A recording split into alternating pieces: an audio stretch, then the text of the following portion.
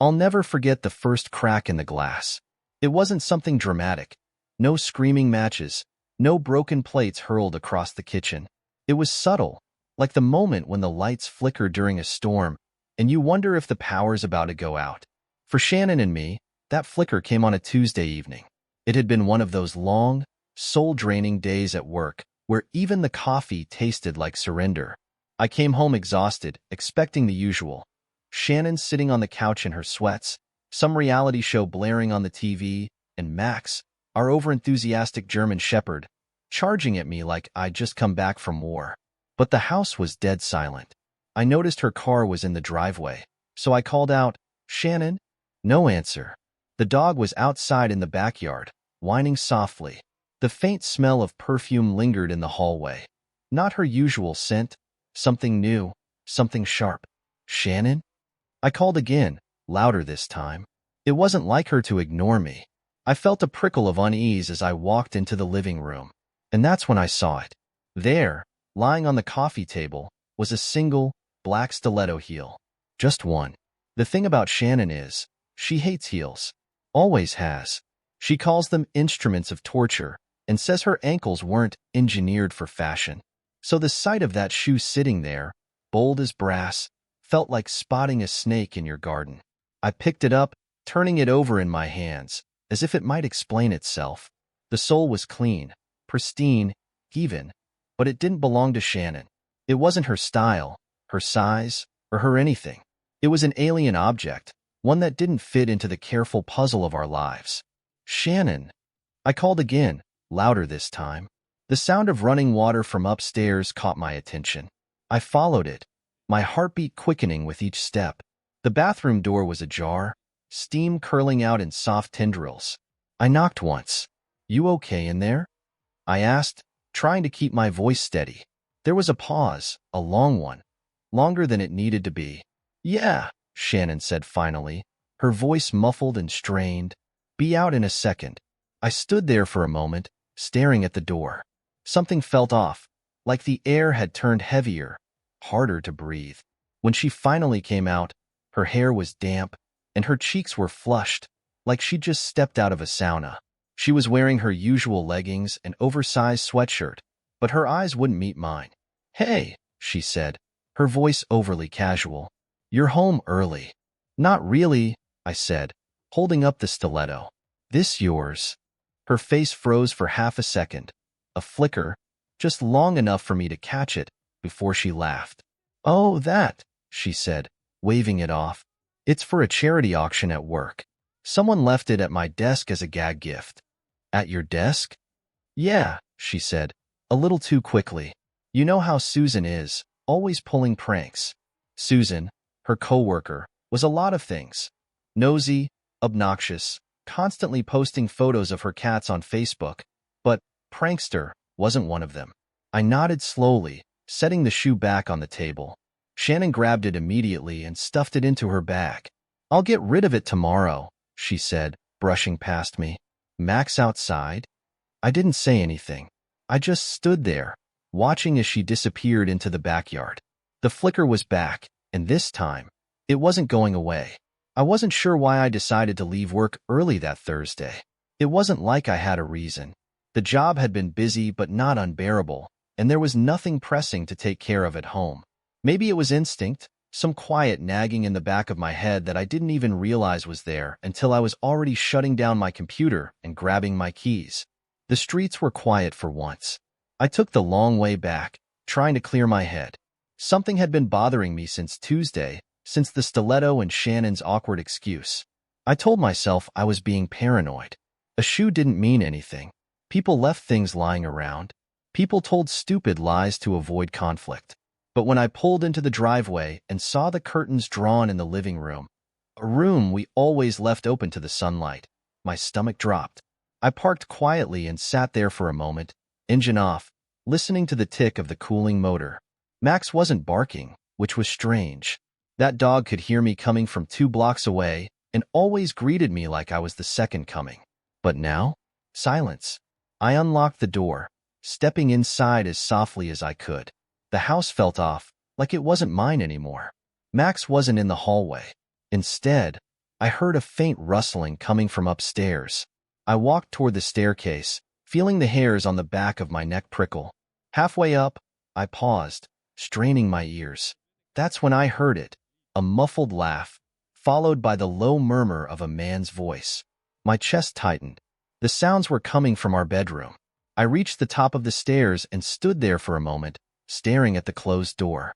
My hand hovered over the doorknob, and for a second, I thought about turning around, walking back down the stairs, getting into my car, and pretending I hadn't heard anything. But I couldn't. I had to know. I twisted the knob and pushed the door open. There they were. Shannon and a man I didn't recognize were in our bed. His shirt was off, hers was halfway undone, and they both froze the second they saw me. Shannon's face turned pale. "Tony," she stammered, scrambling to pull her shirt closed.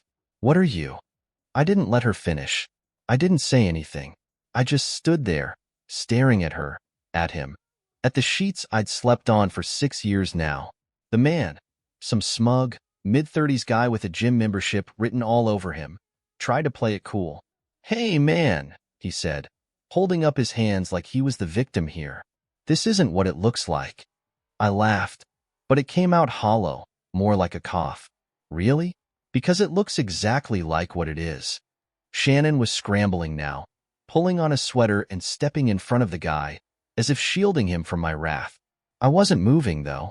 I wasn't yelling or throwing punches or doing any of the things I thought I might do if I ever found myself in a moment like this. I just stood there, my mind buzzing with questions I didn't know how to ask. Shannon reached for me, but I stepped back. "Tony, please, let me explain," she said, her voice trembling. "Explain what?" I said, my voice sharper than I intended. "Explain how I come home early and find you in our bed with some guy? Explain the lies? The stiletto on the table?" Her mouth opened, then closed again. She glanced at the guy behind her, who was slowly inching toward the door like a cockroach scuttling for cover. "You should go," she told him, not looking at me. The guy hesitated, then nodded. "Yeah, probably for the best." He grabbed his shirt from the floor, pulled it on, and walked past me without meeting my eyes. As soon as he was gone, the silence was deafening. Shannon and I stood there, staring at each other, a lifetime of shared memories suddenly feeling like a stranger's story. "How long?" I asked finally, my voice low.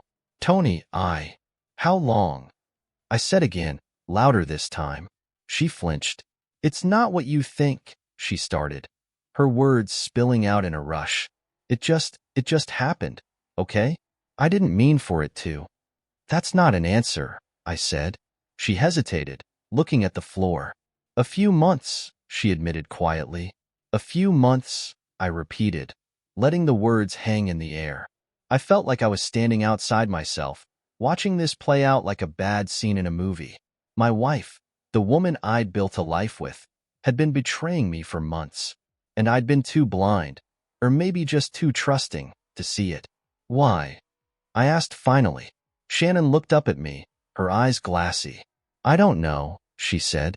"I was unhappy. I felt stuck. And then he came along, and he made me feel—" "Stop," I said, cutting her off. I didn't want to hear it. Whatever she thought she'd felt, whatever excuses she wanted to make, I couldn't listen. "I didn't mean for you to find out like this," she said, her voice barely a whisper. I laughed again, the sound bitter and sharp. "So you were just going to keep sneaking around behind my back?" "No," she said quickly. "I was going to tell you. I didn't know how." I stared at her, searching for something. Remorse, regret, anything that might make this feel less like a knife twisting in my gut. But all I saw was someone scrambling to cover their tracks. "Get out," I said finally. Shannon blinked. "What?" "Get out," I repeated. "Go. I don't care where. Just go." She hesitated, like she thought I might change my mind, but I didn't move. Finally, she nodded, grabbing her purse and walking toward the door. "Tony," she said, pausing in the doorway. "I'm sorry." I didn't respond. And then she was gone, leaving me alone in the house that suddenly didn't feel like mine anymore. That night, I didn't sleep. I sat in the kitchen, the clock ticking louder than I'd ever noticed before. Max stayed by my side, his head resting on my foot like he could sense something was wrong. The house was too quiet. Every creak, every sound of the wind against the windows, made me look toward the front door, half expecting Shannon to come back. But she didn't. I replayed everything in my head, trying to make sense of it all. I thought about the late nights at work, the stiletto on the table, the excuses that seemed harmless at the time but now felt like puzzle pieces I'd been too blind to put together. It wasn't just betrayal, it was humiliation. This wasn't something that just happened. She'd made a choice, over and over again, to lie to me. By the time morning rolled around, I wasn't sad anymore. I wasn't confused. I was angry. Around noon, she called. The screen lit up with her name, and for a second, I considered ignoring it. But I didn't. "What?" I said, my voice flat. "Tony, can we talk?" she asked. Her voice was soft, careful, like she was afraid I might hang up. I almost did. Instead, I said, "We're talking now." "Not like this," she said. "I need to see you." "Why?" "Because I need to explain." "Please, Tony, just give me a chance to explain." I thought about it for a long moment, the silence stretching between us. Then, finally, I said, "Fine, come over." She arrived 20 minutes later. I didn't get up to greet her. I didn't move from my seat at the kitchen table, where I sat with a half-empty cup of coffee in front of me. When she walked in, she looked smaller somehow, like the weight of what she'd done was finally sinking in. She set her purse down and stood there awkwardly, like she didn't know where to start. "Well?" I said. She flinched at the sharpness in my voice. "Tony, I know you're angry," she started. "Angry doesn't cover it," I said, cutting her off. "You cheated on me, Shannon. You lied to me for months. So, yeah, I'm angry, but I'm also disgusted, and I want to know why. So go ahead. Explain." She sat down across from me, her hands fidgeting in her lap. "It wasn't about you," she said finally. "Nonsense," I said. "You don't get to screw around and then pretend it's not about me. We're married, Shannon. Everything is about us." She took a deep breath. "I was unhappy," she said, her voice trembling. "I felt like we were stuck, like we were just going through the motions. And then Mark—" "Don't," I snapped, slamming my hand on the table. Max jumped, and so did she. "Don't say his name." She nodded quickly, her eyes wide. Okay. I need you to understand. I didn't plan for this to happen. It did. It just did," I repeated, shaking my head. "That's your excuse? You accidentally fell into bed with him? Over and over again?" "It wasn't like that," she said. "Then how was it?" I shot back. "Explain it to me, Shannon. Tell me how it was." She looked down at her hands, her voice barely above a whisper. "He made me feel seen, like I wasn't invisible, like I mattered." I stared at her, my jaw tightening. "You think you didn't matter to me? You think I didn't see you?" "That's not what I meant," she said quickly. "Then what do you mean?" I asked, my voice rising. "Because from where I'm sitting, it sounds like you're blaming me for this. Like I'm the reason you cheated." "No," she said, shaking her head. "That's not what I'm saying." "Then what are you saying?" I demanded. She didn't answer right away. Instead, she wiped at her eyes, tears spilling down her cheeks. I didn't feel sorry for her, not even a little. "I don't know," she said finally. "I don't know what I'm saying." I leaned back in my chair, crossing my arms over my chest. "Well, let me make it easy for you. You didn't just betray me. You humiliated me. You brought him into our bed, Shannon. Do you even understand what that means?" She nodded, sniffling. "I do. And I'm sorry, Tony. I am so sorry. I made a mistake. A horrible mistake. But I love you. I never stopped loving you." I laughed, a bitter, humorless sound. "You don't do this to someone you love. You don't destroy them like this." "I didn't mean to destroy anything," she said, her voice cracking. "Well, you did," I said. "And now you're going to have to live with it." She looked up at me, her eyes pleading. "Tony, please. We can fix this. We can go to counseling. We can." "No," I said, cutting her off. "No? No," I repeated. I'm not interested in fixing this. You made your choice, Shannon. Now I'm making mine. Her face crumpled, and she reached for me across the table. Tony, please. Don't do this. Don't throw everything away. I stood up, pushing the chair back with a loud scrape. You already threw it away, I said, and I'm done picking up the pieces. I walked out of the room, leaving her sitting there, sobbing into her hands.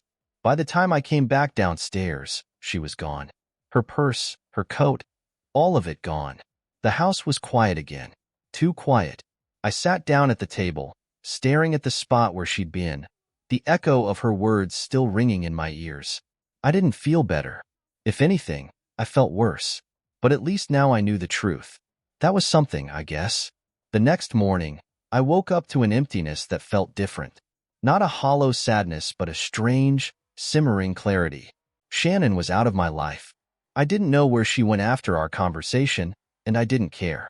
My phone buzzed a few times. Texts from her, voicemails I refused to check, but I ignored them all. I got up, showered, and went about my day like normal, or at least as close to normal as I could manage. The world didn't stop because my wife turned out to be someone I didn't recognize anymore. Bills still needed paying, Max still needed feeding, and the trash still needed to go out.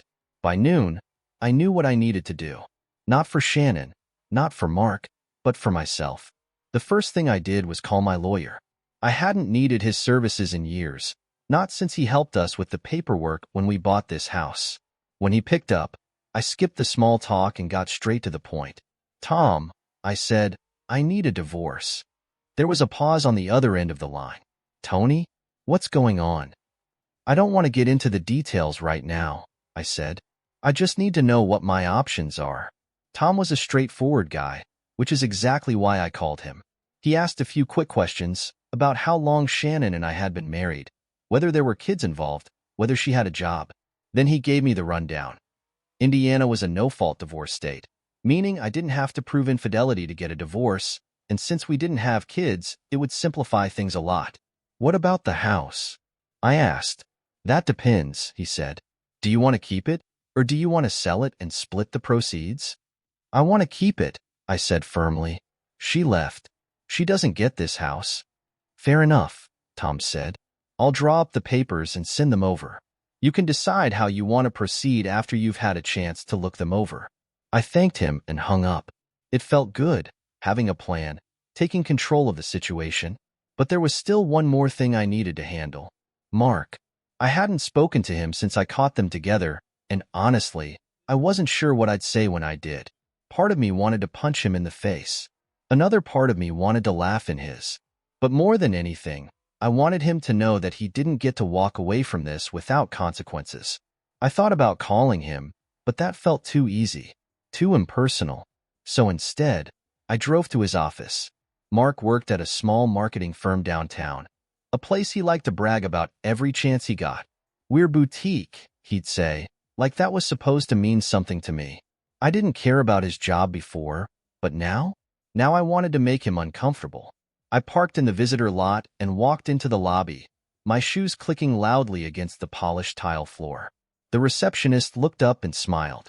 Can I help you? She asked. I'm here to see Mark Daniels, I said.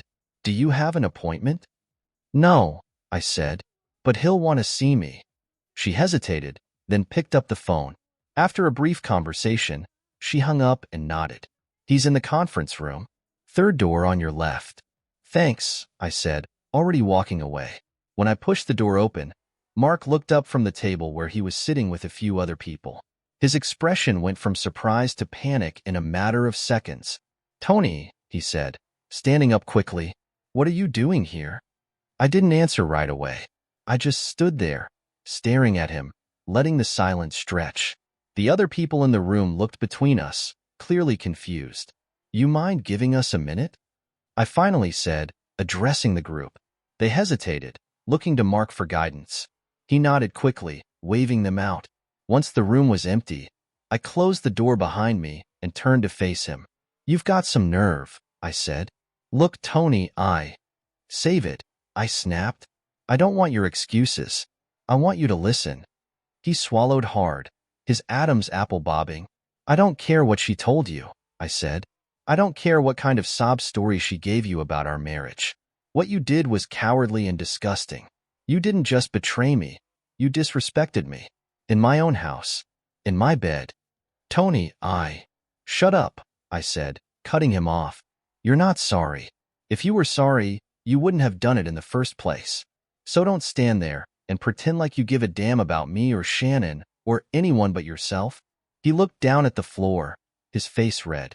Here's what's going to happen, I continued. You're going to stay the hell away from me. You're going to stay the hell away from Shannon. And if I find out you've so much as driven past my house, we're going to have a problem. Do you understand me? He nodded quickly. I understand. Good, I said. Because if you don't, I'll make your life miserable, and I'll enjoy every second of it. I turned and walked out of the room without another word. By the time I got back to my car, the anger that had been boiling inside me felt less overwhelming. I didn't know if I'd accomplished anything by confronting Mark, but it felt good to say what I needed to say. When I got home, the divorce papers were already waiting in my email. I opened them, read through them carefully, and signed my name at the bottom. It wasn't about revenge anymore. It was about closing this chapter and moving on. I hit send, leaned back in my chair, and exhaled. For the first time in days, I felt like I could breathe again. The papers were filed, the wheels were in motion, and my decision was final. I didn't want to hear excuses, apologies, or promises from Shannon, but I knew she wouldn't go away quietly. I hadn't responded to her texts or calls since our last conversation, and as the days passed, the messages grew more frequent. Then, as if sensing that I'd reached my limit, she stopped contacting me altogether. For a brief moment, I thought she'd finally understood. But when her car pulled into the driveway on a quiet Sunday evening, it was clear she wasn't finished. I could see her sitting there for a few minutes, probably working up the courage to come inside. Max barked once from the living room window, then settled back down when I stayed put. The knock came a minute later, soft but insistent. I thought about ignoring it, but I knew she wouldn't leave.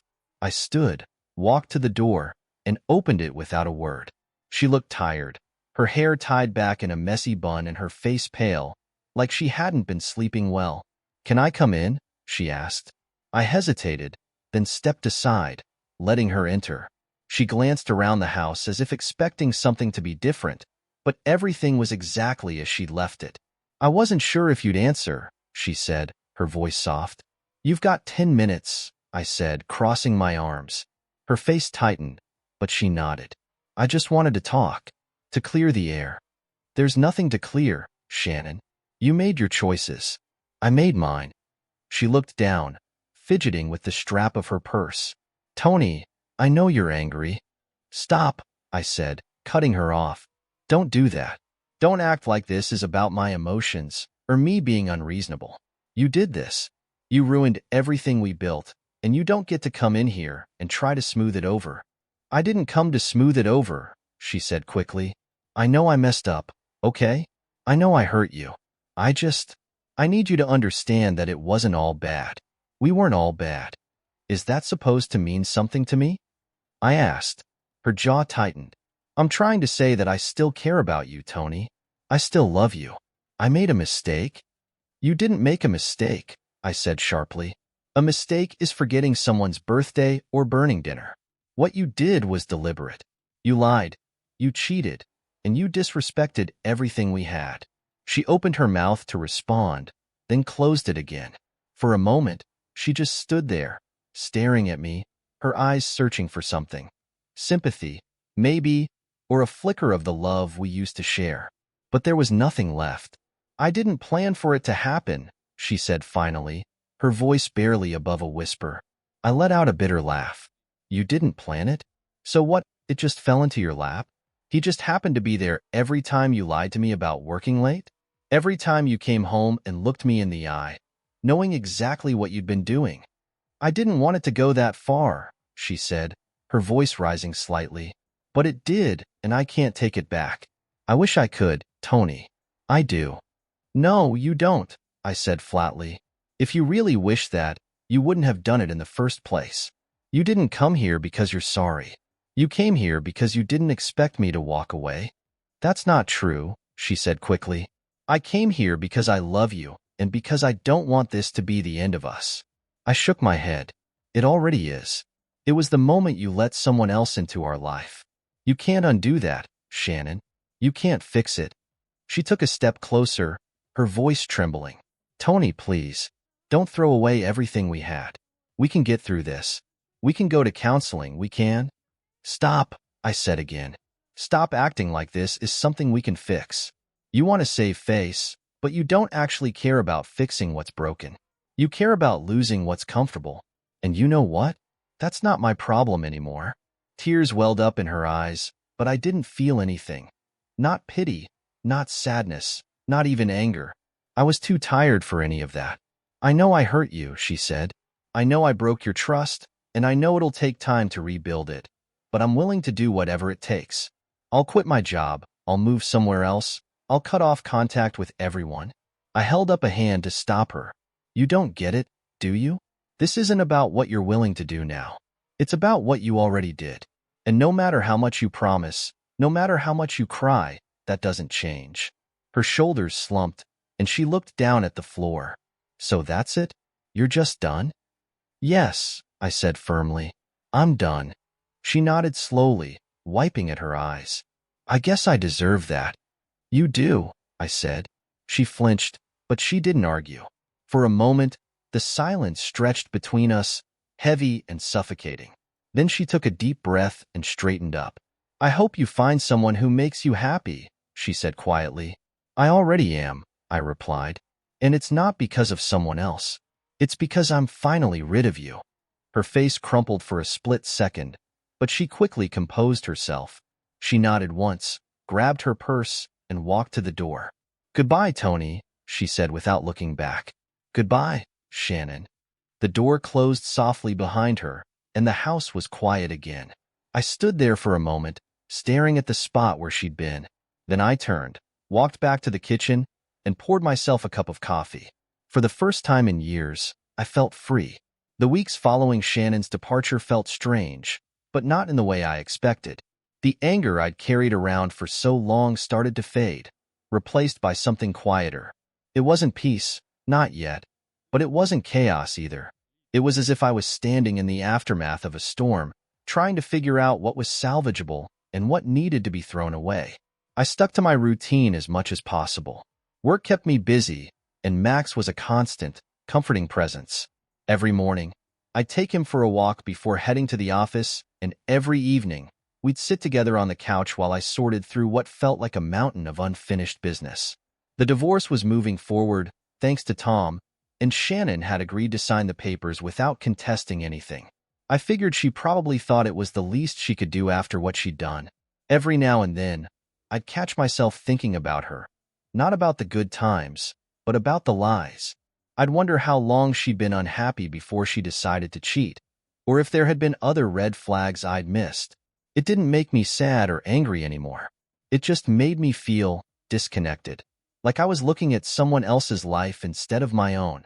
One evening, as I was sorting through some old paperwork, I came across a photo album we put together the year after we got married. It was one of those cheap albums you buy at the drugstore, filled with pictures from road trips, family barbecues, and lazy weekends at home. I flipped through it absent-mindedly, stopping when I reached a photo of us sitting on the porch swing at her parents' cabin. She was leaning into me, her head on my shoulder, both of us smiling like we didn't have a care in the world. I stared at the photo for a long time, trying to reconcile the woman in that picture with the woman who had betrayed me. It felt impossible. That version of Shannon didn't exist anymore, if she ever had. I closed the album and put it in a box with the rest of her things. I told her she could come by to pick them up anytime, but she hadn't taken me up on the offer. Maybe she thought I'd thrown them out already. Maybe she didn't care. Either way, I was ready to let them go. A few days later, the divorce papers were finalized. Tom called to let me know everything was in order, and all that was left was for a judge to sign off on it. It's a clean break, he said. You get the house, the car, and your savings. No alimony, no shared property. Honestly, Tony, you got off easy. Yeah, I said, not sure how else to respond. Take some time to enjoy yourself, Tom added. You deserve it. After I hung up, I sat there for a while, staring out the window. I wasn't sure what enjoying myself was supposed to look like. I hadn't thought much about the future beyond getting through the divorce. Now that it was done, I felt like I was standing at a crossroads, unsure which path to take. That weekend, I decided to start making changes. Small ones, at first. I cleared out the closet, getting rid of clothes I hadn't worn in years. I rearranged the furniture in the living room, moving the couch to a spot where I could see the backyard while I watched TV. I even painted the bedroom walls a light gray, replacing the pale yellow Shannon had chosen years ago. Each change felt like a step forward, a way to reclaim the space and make it mine again. One day, as I was driving home from work, I saw a flyer for a community fitness class pinned to the bulletin board at a local coffee shop. It wasn't something I'd normally consider. I wasn't exactly a gym enthusiast, but something about it caught my attention. Maybe it was the idea of doing something new, or maybe I just didn't want to spend another evening sitting at home with nothing but my thoughts for company. I signed up for the class and started going twice a week. It wasn't easy at first, but it gave me something to focus on, something to look forward to. The instructor was friendly, and the group was welcoming. I even struck up a conversation with one of the other attendees, a guy named Greg, who turned out to be a fellow dog owner.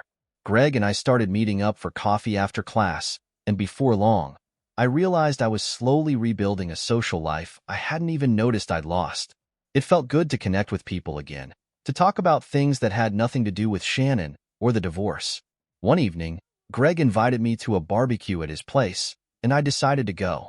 It was a small gathering, just a few of his friends and their families, but it reminded me of the way things used to be before everything fell apart. I brought Max along, and he spent most of the evening chasing a frisbee with Greg's golden retriever, Daisy. By the time I got home that night, I felt lighter than I had in months. The next few weeks flew by. I threw myself into work, started exploring new hobbies, and even began planning a weekend trip to the mountains with Greg and a few others from the fitness class. For the first time in a long time, I felt like I was moving forward. Shannon called me one last time after the divorce was finalized. I didn't answer, but she left a voicemail. "Tony," she said, her voice shaky. "I just wanted to say, I'm sorry for everything. I know it doesn't change what happened, but I need you to know that I'll always care about you. I hope you can find happiness again. You deserve it." I deleted the message without listening to the rest. That chapter of my life was over, and I had no intention of looking back. I wasn't bitter, and I wasn't angry anymore. I was just done.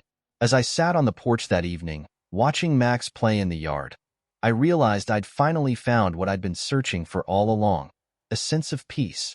Life wasn't perfect, and it never would be, but it was mine, and for the first time in years, that felt like enough. Thanks for watching. Rate the story in the comments. Subscribe to the channel. Bye-bye.